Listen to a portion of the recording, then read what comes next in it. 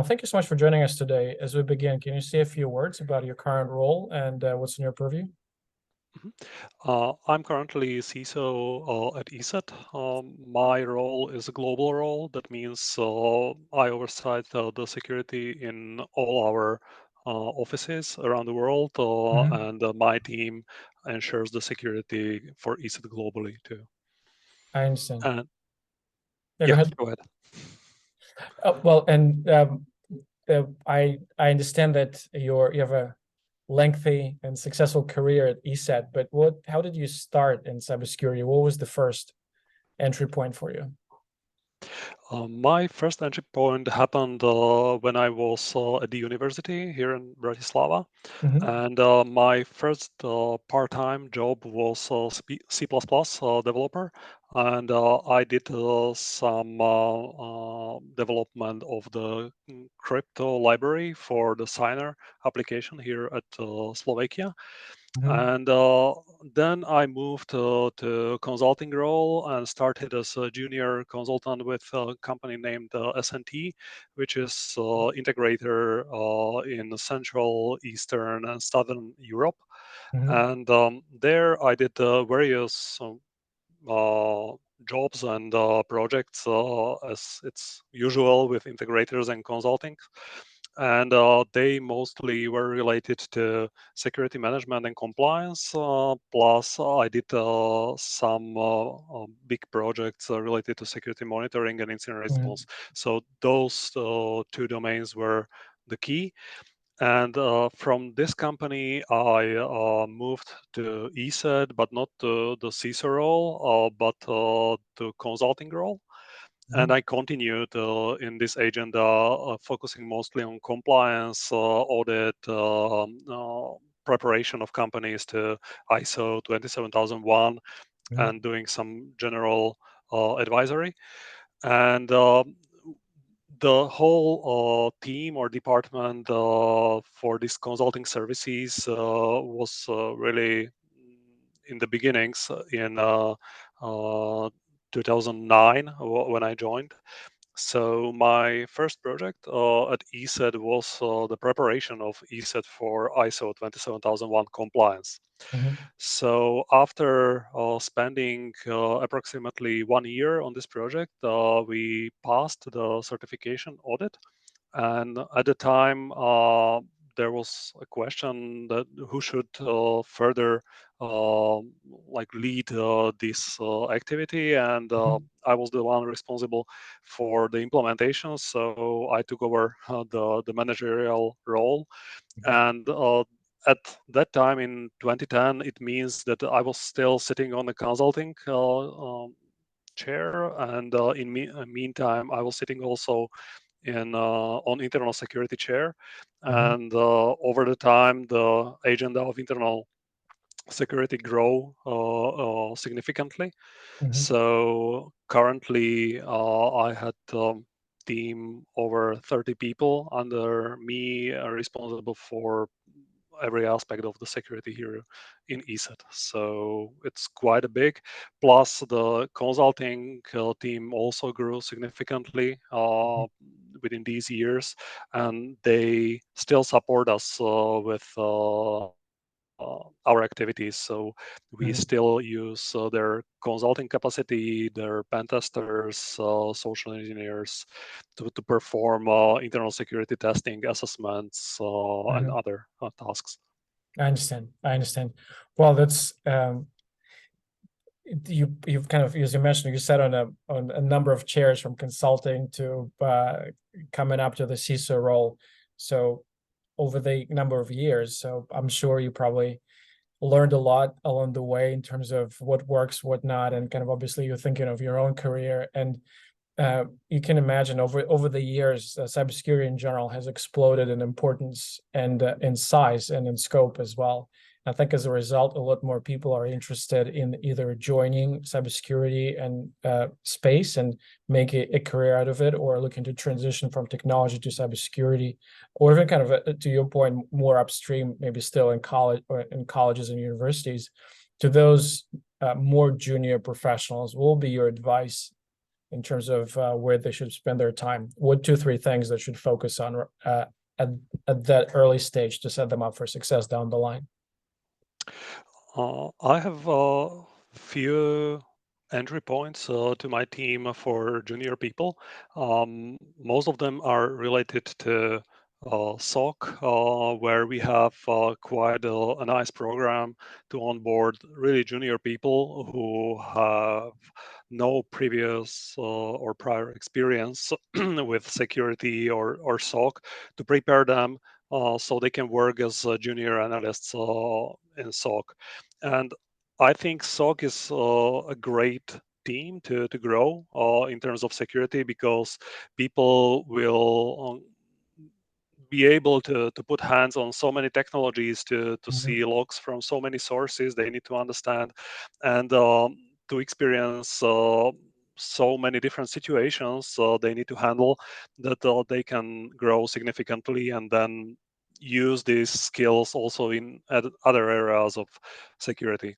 Another entry point that we have here is security awareness, where the junior people can join and start with simple content preparation, then build up their skills and understanding why we want to teach people these specific skills, and why we perform these activities.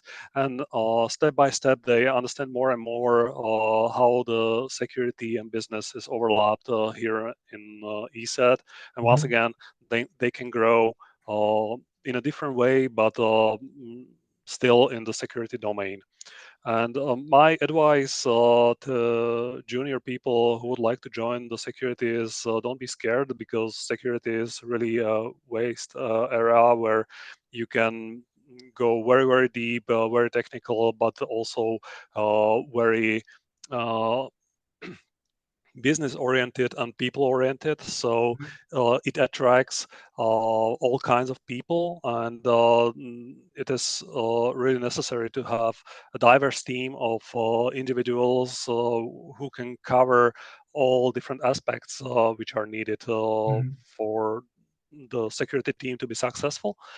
And another advice would be grow and learn continuously. Every single day there is something new which you need to learn, because once you stop learning, it doesn't matter how senior you are. In 1 or 2 years you will be junior again, and you can start from once again. It makes sense. It makes sense. So it's basically don't afraid to start, join a SOC team or another internship opportunity, and never stop learning. And this will allow you to get an overview of pretty much 360 of the landscape, and then you can cherry pick an area Yes. that you have aptitude for, that you can kind of dive deeper, whether it's GRC or something more on the technical side.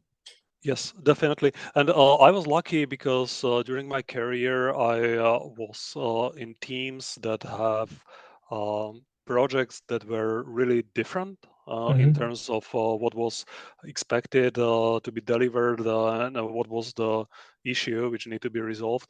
And this is on one hand challenging, because you need to learn new things on very fast pace. On the other hand, it enabled me to grow very fast and to gain all the skills and knowledge necessary for my current role. I certainly, I understand. Well, switching gears a little bit, it seems like, to your point, as you said, cybersecurity is always changing, always evolving. Um, and it was something that was a problem 10 years ago is table stakes now, and it's not an issue at all. And kind of new challenges, new threat vectors, new threat actors are evolving. I know I always find it funny when you go to RSA or Black Hat, you still see some of the advertisements by vendors where they show a teenager in a hoodie hunched over a computer, and that's kind of that's your adversary. That's the hacker, like a teenage hacker sitting in mom's basement, trying to get access, kind of messing around, which is truly no longer the case. Organizations are up against adversaries that are well-funded, well-resourced, very technical, often state-sponsored, with division of labor and really persistent and formidable. So the kind of the landscape is changing. So from your vantage point, from your perspective, what are at this moment, as of now, what are the three most important challenges facing CISOs as we speak? I understand the view through the trend landscape, and I try to push this problem mostly to my SOC team to handle these ever-growing and more complex attacks. From my point of view, I see first of all the growing complexity of regulations and compliance. I see it on both sides of Atlantic Ocean, both in Europe Mm-hmm. and US. And well, the following few years will be definitely interesting for us as a software vendor, as a cloud vendor. It's really a storm of compliance is coming. Another aspect which is quite interesting is, of course, AI. It was quite a lot of big words from various vendors that they are AI powered and I don't know what. But I think the maturity of these tools is growing and they start to be interesting. So the use of these tools will be more and more interesting, not only to security team but also to other business teams, because we had the discussions with legal team, we have discussion with sales teams, marketing teams, etc. Everyone is jumping on AI right now. And the scary part is that attackers are jumping on it too. So we can expect AI-powered attacks on our infrastructure, and we need to be able to react swiftly to these attacks. And last area which I see as growing or on my radar is the cybersecurity insurance, mostly in NORAM and UK markets. And we had once again the relationship from both sides. We are vendor of technologies which are requested by cybersecurity insurance companies and brokers, like patch management tools, 2FA, EDR, etc. And on the other hand, these brokers request us to have these controls in place, plus some additional controls to be in place. So we pay some reasonable money for the cyber insurance, and we are eligible to this cybersecurity insurance. So these would be like the three main topics for me. I understand. I understand. Well, to double click on some of them. So in the first one, you said that there's a wave of compliance coming, and is it mostly driven by changes in Europe? Because it seems like in certain aspects, Europe is in the forefront of compliance, like, for example, GDPR, in terms of personal identifiable contact information. It's echoes some of the compliance requirements in the US, particularly in California, but not in the US entirely. So it feels like certain requirements are more stringent in Europe as of now than in the US. And what specific compliance regulations are you expecting? You said the next 2 years there will be a wave coming. Is it more around kind of large scale media companies, social media companies, and how they monitor content on their sites, or is it more That keeping? definitely too, but that does not really affects us too much. Mhm. But the big topic here in Europe is the directive called Network and Information Security Directive (NIS) version 2, and this basically was originally covering mostly critical infrastructure and similar subjects, but the scope is really extended in the version 2. And for example, cloud services vendors are affected by this compliance. Professional and security services providers are affected by this compliance. And not only the industries changed, but also the subjects in industries changed. The bar was really lowered. So currently, all small and medium enterprises are involved too. That means companies over 50 people in size and I think 10 million euros revenue. And the bar previously was 250 and 50 million euros revenue. So it dropped significantly, and the amount of subjects currently affected by this upcoming legislation is way different. Plus, there are reporting responsibilities towards the state. So it's not only about application of some controls, but we need to perform external security audit, and the audit report is reported to National Security Authority here in Slovakia and in specific countries to specific organizations. So this is a big change for us as a cloud vendor, but there are other regulations coming that would regulate or plan to regulate the software market as such. So Cyber Resilience Act of EU is coming that would set some minimum bar for software vendors to enter the market. And it contains also some security criteria. Plus, security vendors are specifically regulated by these upcoming regulations. And it all directs to some specific version of common criteria made by EU, something like that. I understand. So this is coming, and on the other side of the ocean, there's definitely Biden executive order, which is on my radar, as we want to sell the software we produce to state agencies and federal agencies in the US.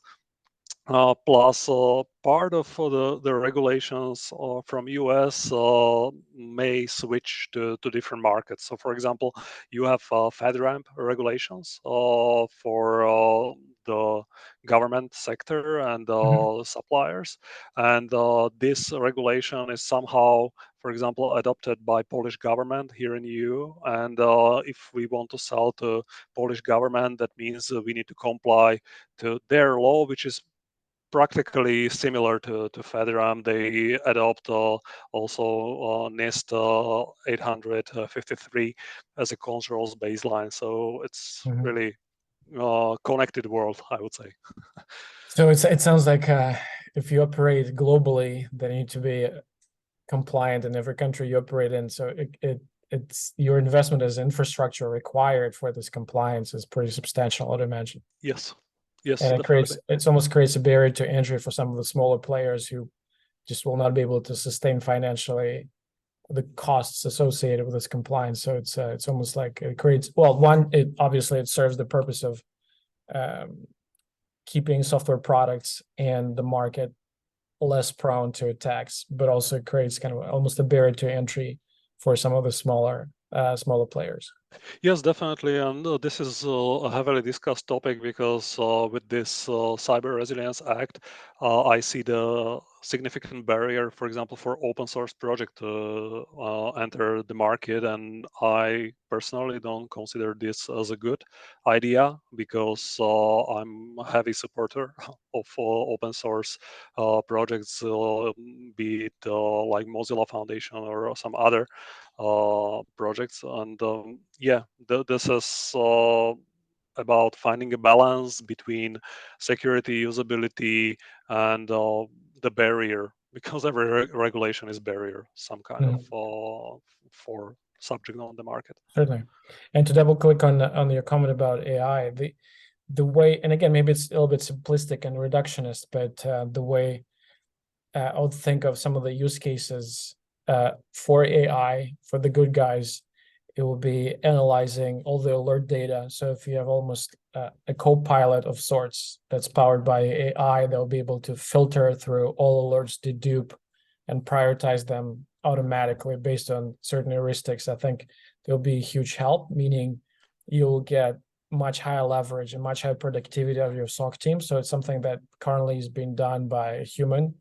With the help of AI, you'll be able to, with a much smaller team, assess so many more alerts that are generated by all those different platforms. That's kind of on the side of good guys. And on the bad guys, I already see that some of the emails, phishing emails, where in the past you can tell, the grammar is broken and the certain words, kind of the dead giveaways, that is